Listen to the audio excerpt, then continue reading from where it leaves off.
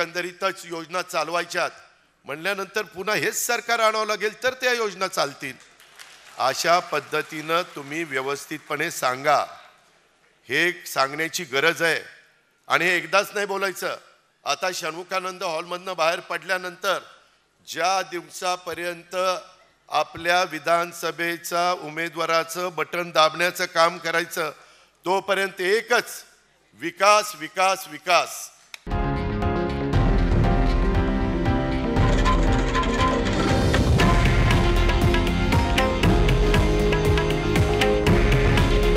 हे आहे देशातील नंबर 1 न्यूज नेटवर्क आणि आपण पाहत आहात TV9 मराठी.